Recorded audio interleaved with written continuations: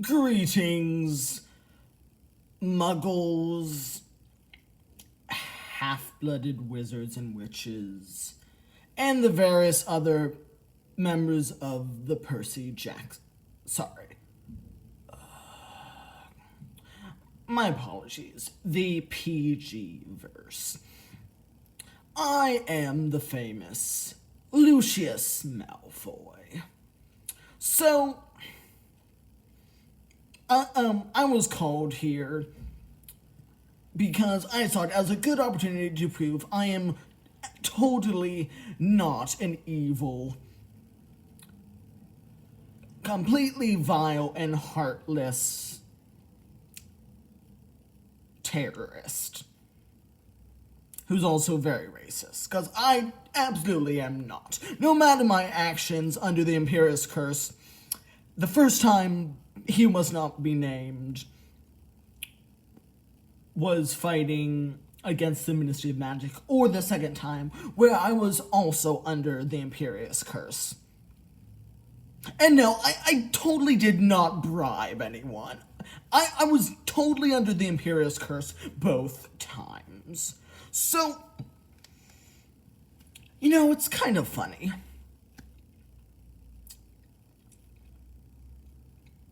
But, honestly,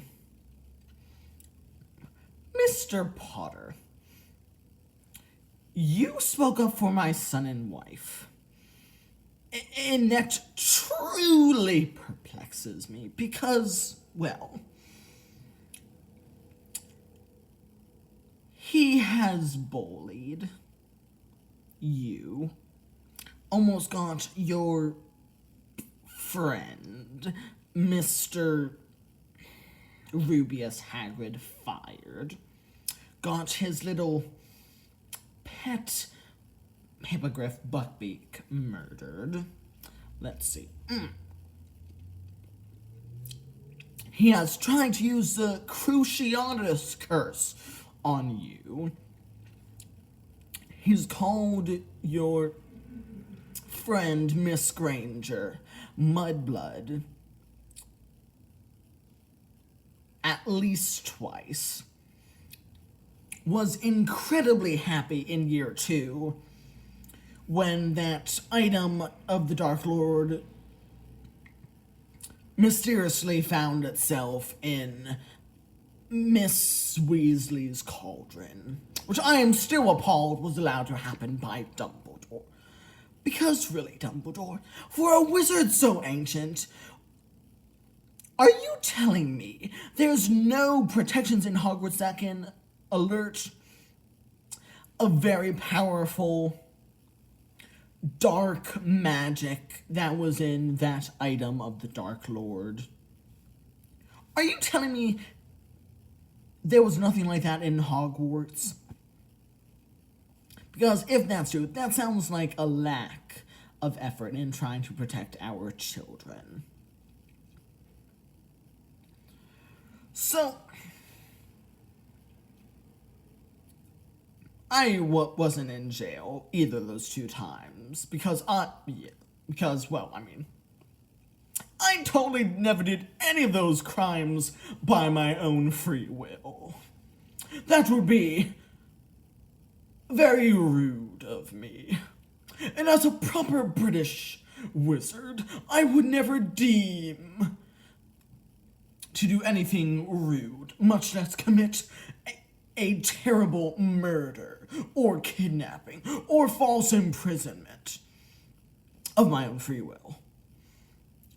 So, also, my son also, unfortunately, made the poor decision of bringing the vile, loathsome Death Eaters into Hogwarts. Then, what confuses me most, my former associate, Professor Snape, and Headmaster Snape, for some reason, you said something that has never made sense to me. Apparently, you named one of your kids after Albus Dumbledore, who has let so many awful things happen to Hogwarts. Like, well, rumors I have heard from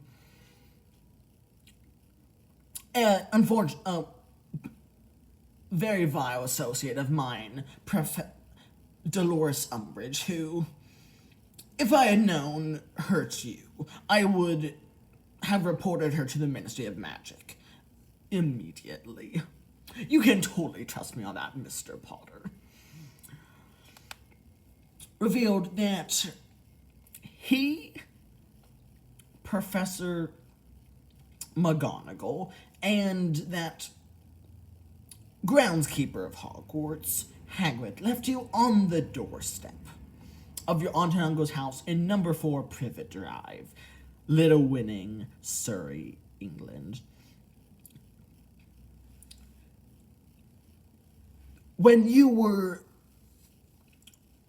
around 1, or maybe a few months older than 1, on the doorstep at night on October 31st. Or on the first day of November. And you were out there for an entire night without knocking on the door of your aunt and uncle, Mr. and Mrs. Dursley.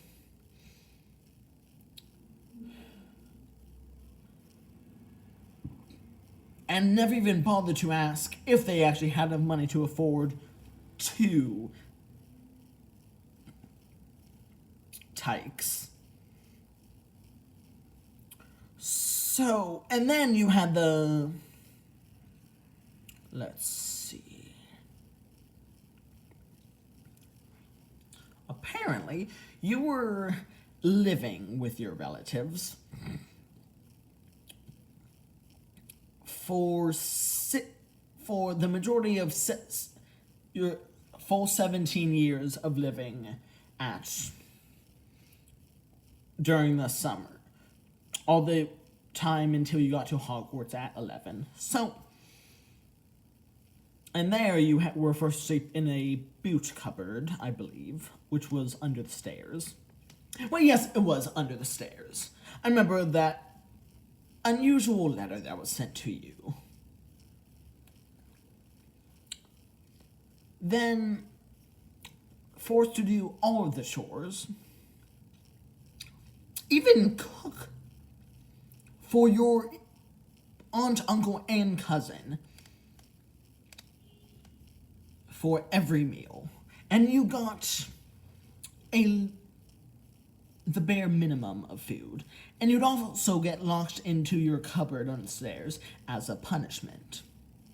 All this was done while Dumbledore was supposedly having you watched by a squib.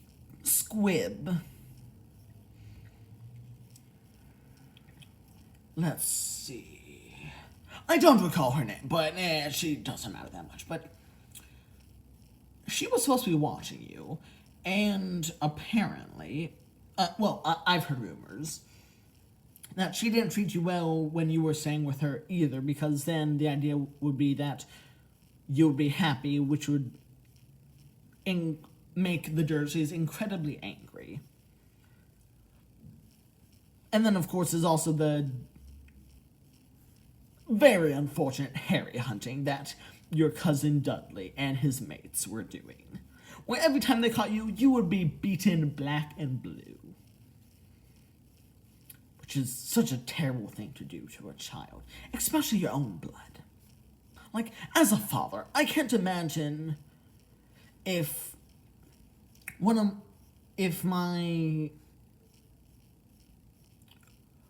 wife Narcissus Malfoy's sisters Andromeda Tonks Need Black, if she was murdered by Death Eaters, And I was given the responsibility of raising my niece. What was her name? Ah, yes. The late Nymphadora Tonks as a child. As my own child. I would never abuse her. Now, sure. I don't like that her mother is a blood trader that married a muggle-born or half-blood wizard, Ted Tonks. But I would still raise the late Nymphadora Tonks as my own kid. And then, something that I've heard from some of my associates, the Elder Crab, Artemis Crab, and Jonathan Goyle told me that their sons have said that every time it's even slightly a possibility, my son Draco would antagonize you, Harry Potter. And like you have been told, Draco, many, many times, it would not be prudent to show that you have a dislike of Mr. Potter, as most of our world considers him a hero. But did you listen to me any of those times I said that? No. And you kept antagonizing him, challenging him to fights, doing something as low and pedestrian as stealing from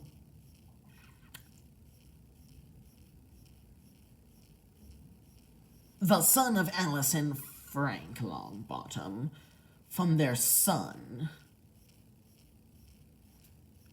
ridiculing so many people. And when you got called out, what was your response? Wait till my father hears about this. Because do you realize how embarrassing that is for me? Whenever I'm having meetings with my fellow Board of Governors, when I was one of them, or just even talking to my friends and business partners, how whenever they see Draco start a fight and get embarrassed, what they told me from the kids here is, so, Draco, my old friend, they'd tell me this. So, Lucius, just out of curiosity, does your son have no backbone of his own? Because according to my daughter, Daphne Greengrass, whenever he gets into a fight or just tries to antagonize Mr. Potter, he always falls back on, wait till my father hears about this.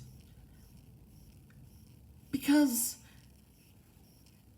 haven't you told your son that as people like us who would never dream of being a Death Eater on our own, that their kids would treat heroes like the boy who lived so rudely? It just... Does your son not know how to stand up for himself? It's just embarrassing. Then I would say, oh, well, I keep trying to talk to him about that. He won't listen. And then they look at me like, aw. Does the great Lucius Malfoy not know how to control his own son? Can't even punish him in a way that'll get through his head. My. What a sad way to be a father. Can't even discipline your son in a way that actually helps. And then, even worse. So, me and my fellow Board of Governors would get letters addressing Professor Snape. I use the term professor very, very lightly. Because apparently what he considers teaching is going to the board and saying, "The instructions are on the board, begin." And then walk around insulting some students while praising any Slytherin that he can. And even removing points from stuff like breathing or from Miss Granger. Being an, let's see, hold on.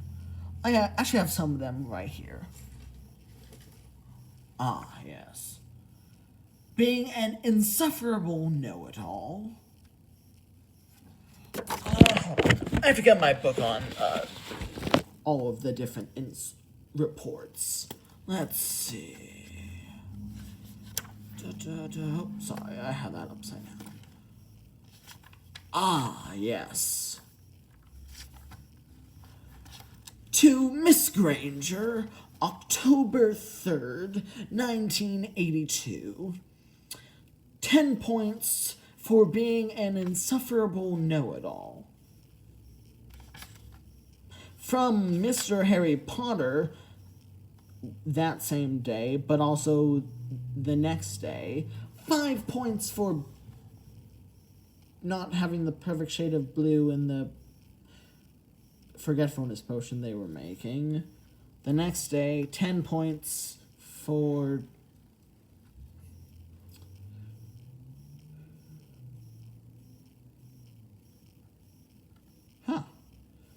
interesting. He didn't actually write the full reason. Wait, no, hold on. For showing arrogance, what he wrote is, with Mr. Potter showing arrogance, is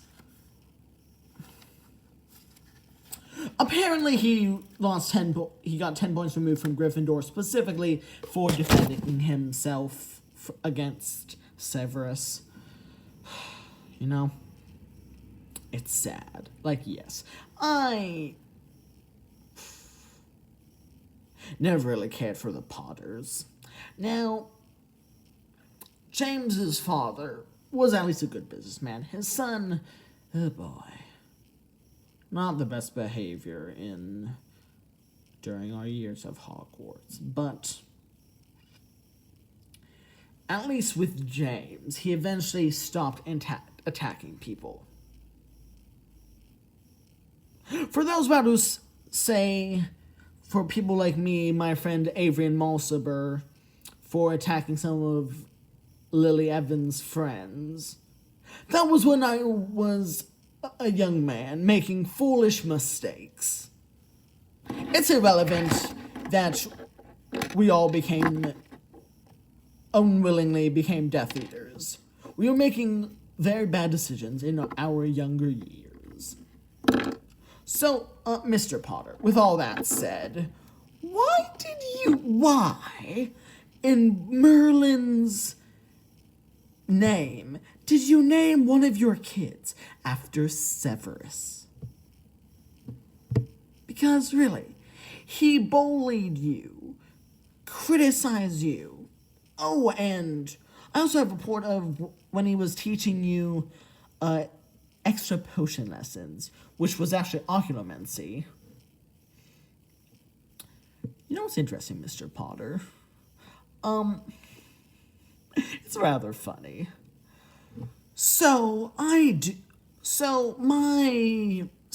My sister-in-law, Bellatrix Lestrange, knew occlumency, and she taught Draco occlumency.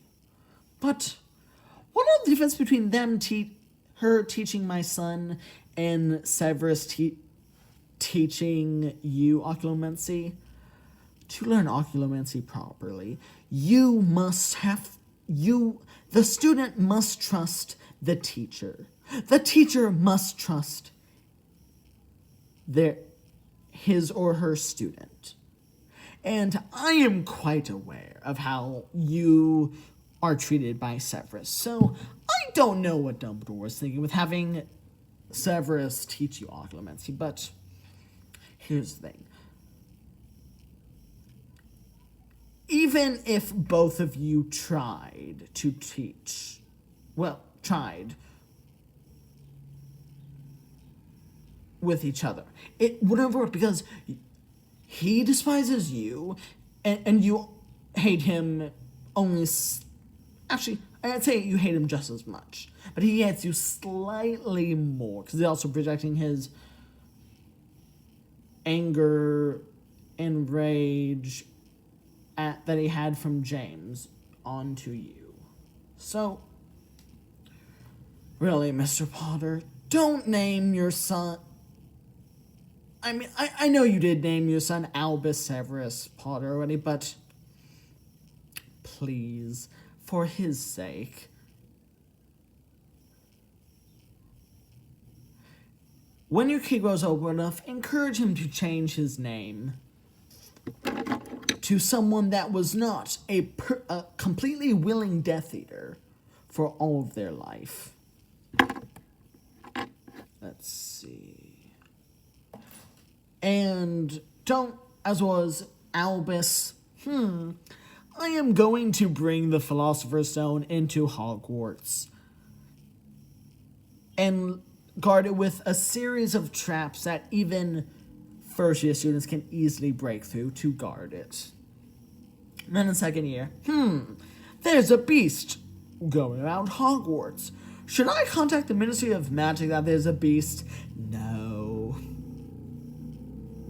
So, you shouldn't have named it after either of those two men. Well, I hope you liked today's... Hold on. I forgot what the word... Hold on. What was it again? Videos. I hope you like today's videos. Please like, comment. It is pronounced subscribe, right? Okay. And subscribe. Well, I'm going to return to England, to my nice home. Because I will never get punished for any of my crimes. The benefits of being very, very wealthy. Cheerio.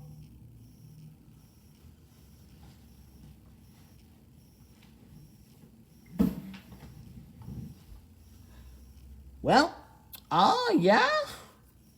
See you all in the next one. Goodbye.